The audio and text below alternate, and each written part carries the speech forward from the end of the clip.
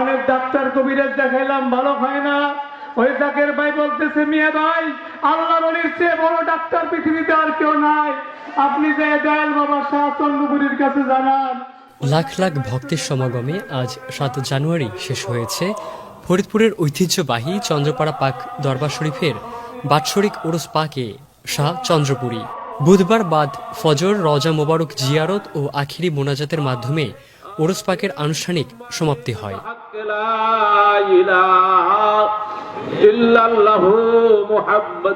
পীর জামানার মোজাদ্দেদ হজরত মাওলানা শাহ সুফি সৈয়দ আবুল ফজল সুলতান আহমেদ চন্দ্রপুরী নকশবন্দি মোজাদ্দিদি রহমতুল্লাহ পীর কেবলাজান বেসালত উপলক্ষে প্রতি বছর এই ওরস অনুষ্ঠিত হয়। মঙ্গলবার বাদ জোহর থেকেই পবিত্র কোরআন মজিদ তেলাওয়াত, মিলাদুন্নবী, জিকির আজকার এবং শরীয়ত তরিকত সম্পর্কিত ওয়াজ মাহফিলের মাধ্যমে ধর্মীয় কর্মসূচি শুরু হয়। দেশের বিভিন্ন স্থান সহ বিদেশ থেকেও লাখ লাখ ভক্ত, আশেকে জাকের এবং ধর্মপ্রাণ মুসল্লিরা এই ওরসে অংশ নিতে আসেন। কুয়াশাচ্ছন্ন শীত উপেক্ষা করে আল্লাহর নৈকট্য ও সন্তুষ্টি লাভের আশায় ইবাদত বন্দগীতে মশগুল ছিলেন তারা। ওরসে আগত ভক্তদের সুবিধার্থে দরবার শরীফের পক্ষ থেকে ব্যাপক প্রস্তুতি নেওয়া হয়। ইবাদত বন্দেগীর জন্য বিশাল ময়দান প্রস্তুত করার পাশাপাশি অজুখানা, খাবার মাঠ, পাকশালা এবং পয় নিষ্কাশন ব্যবস্থার আয়োজন করা হয়। পাশাপাশি প্রাথমিক চিকিৎসা কেন্দ্র ও যানবাহনের জন্য পার্কিংয়ের বিশেষ ব্যবস্থা ছিল। পুরো দরবার শরীফকে আলোকসজ্জায় আলোকিত করা হয়। নিরাপত্তা নিশ্চিত করতে দরবার শরীফে সিসি ক্যামেরা বসানো হয়। সার্বিক নিরাপত্তায় আইন শৃঙ্খলা রক্ষাকারী বাহিনীর পাশাপাশি দরবার শরীফের নিজস্ব আনসার বিভাগও নিয়োজিত ছিল।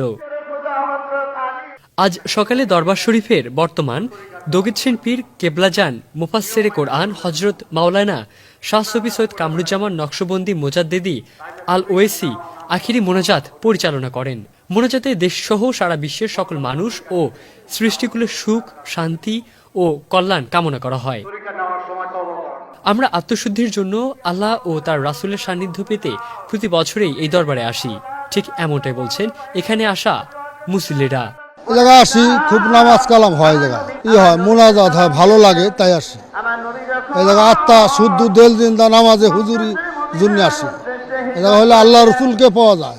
এখানে মূলত আসি আমরা আল্লাহ রাসূলের ভালোবাসার ক্ষেত্রে আসি। এখানে যে ভালো লাগে আমাদেরকে, আত্মাশুদ্ধ যে ব্যাপারটা আছে এর জন্য এখানে আসা।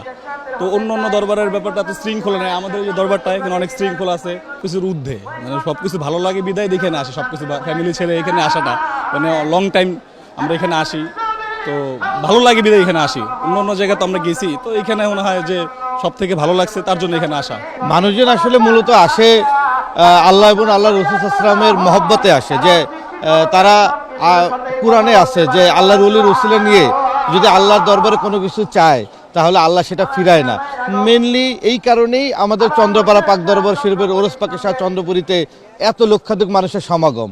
আর চন্দ্রপাড়া পাক দরবার শরীফের আমাদের যে পীর, তিনি শিক্ষা দেয় আত্মাশুদ্ধ দিল জিন্দা এবং নামাজে হুজুরি।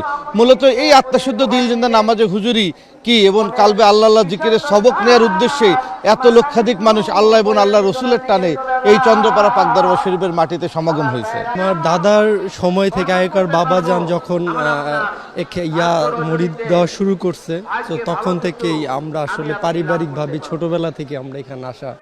ওরসের মাধ্যমে ধর্মপ্রাণ মুসলমানরা আধ্যাত্মিক পথের সন্ধান পান বলে জানিয়েছেন দরবার সংশ্লিষ্টরা। প্রতিষ্ঠাতা পীর হজরত শাহ সুফি সৈয়দ আবুল ফজল সুলতান আহমেদ শাহ চন্দ্রপুরী রহমতুল্লাহ এর ওফাতের পর তার সুযোগ্য পুত্র হজরত মাওলানা শাহ সুফি সৈয়দ কামরুজ্জামান নকশবন্দি মোজাদ্দেদি আল ওয়েসি বর্তমানে দরবার শরীফের দায়িত্ব পালন করছেন। নিয়ম মাইনা চললেন না, গুনার কাজ করে বেড়াইলেন, তাইলে তরিকা নেওয়া না নেওয়া সমান কথা বলে আমি মনে করি। মোট কথা তরিকা নিতে যাবতীয় গুনার কাজ থেকে দূরে থাকতে হবে। তরিকা নেওয়ার সময় তওবা করানো হয়। এই তওবার অর্থ হইল আল্লাহর কাছে ক্ষমা চাওয়া এবং ওয়াদাবদ্ধ হওয়া যে বাকি জীবনে আমি আর গুনার কাজ করব না।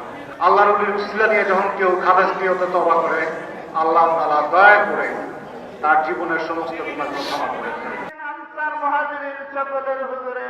চন্দ্রপাড়া পাক দরবার শরীফ, যেখানে দেশ বিদেশের অসংখ্য মুসল্লিরা মহান আল্লাহ পাকের রহমতের আশায় এখানে এসে উপস্থিত হয়েছেন।